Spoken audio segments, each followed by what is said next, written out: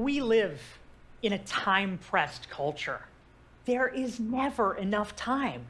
And we see it, we feel it around us every day.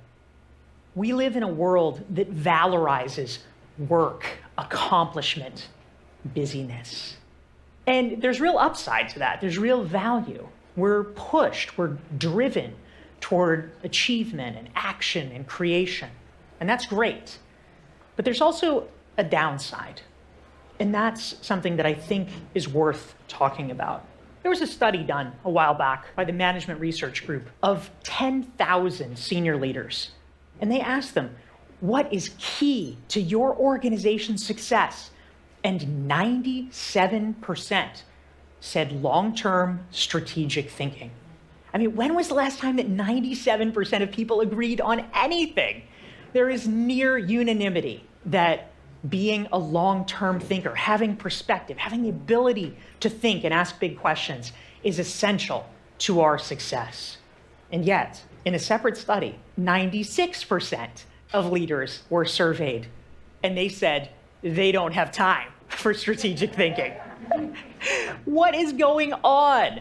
Why is it? How can it be that 96% of people are not doing the one thing that they say is most critical to their success? Well, I think we know the answer, or at least we think we do. The average professional attends 62 meetings per month. That sounds pretty outrageous. How could that be? But if you actually break it down, it's not that many. It's 2 to 3 meetings per day, which is probably average for many of you.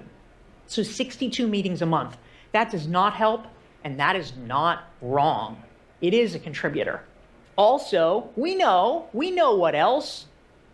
Email. A study a while back by McKinsey showed that the average professional spends 28% of their time just responding to email. Of course, that drains us. Of course, that makes us busy. But the truth is, it's also, I believe, not the full picture. Those are manifestations. Those are problems, legitimately. But there are also some other things going on underneath the surface. Reasons that perhaps we are in some ways working at cross purposes. Because for so long, almost all of us have said we want desperately to be less busy. And yet we keep making choices that put ourselves in the position where we're just as busy as we've always been. What is going on? Well, some research out of Columbia University sheds a little bit of light on this. Sylvia Bellezza and her colleagues have done interesting research into the fact that in some cultures, American culture chief among them, busyness is actually a form of status. When we say, "Oh, I am so crazy busy," what we're really saying is a societally accepted version of, "I am so important. I am so popular. I am so in demand."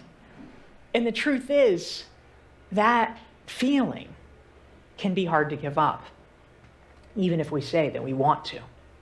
That's not the only reason, of course. It turns out it is very hard for the human mind to deal with conditions of uncertainty. And in modern life, there's a lot of it. Sometimes we are given tasks or challenges. And the truth is, tactically, we just don't know how to do it. Increase sales by 30%. Well, how? There's a lot of ways you could do it. You're not sure how. Sometimes it's easier, frankly, to just double down and keep doing more of what you're already doing. That might not be the best answer, but it's an answer, and it removes uncertainty. The picture gets even worse when we're talking about existential questions, when we're talking about uncomfortable matters that we might not actually really want to deal with. That might be, am I in the right job? It might be, am I in the right career? Those are often questions, truth be told, we might not want the answer to.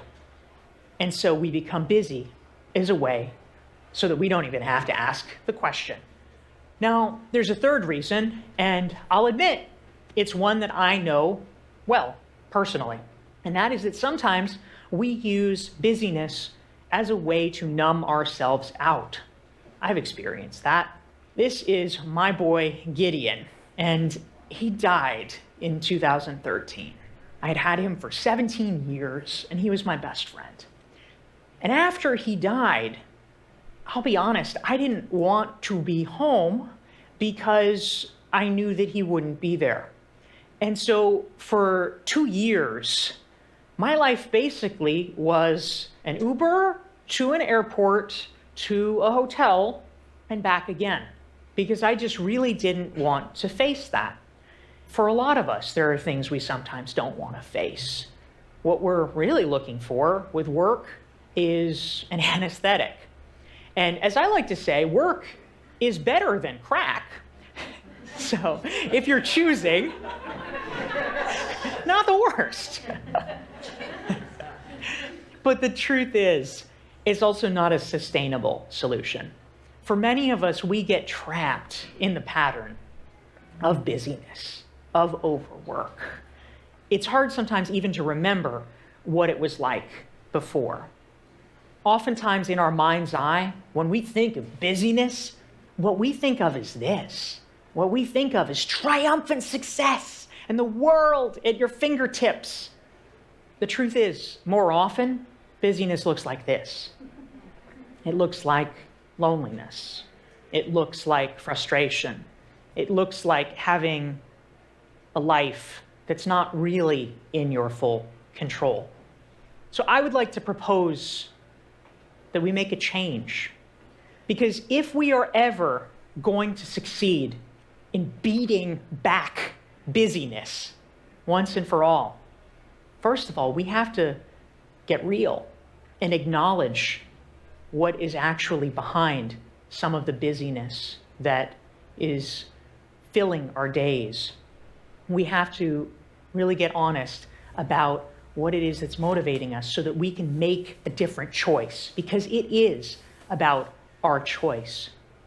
We need to recognize that real freedom is about creating the space so that we can breathe, the space so that we can think.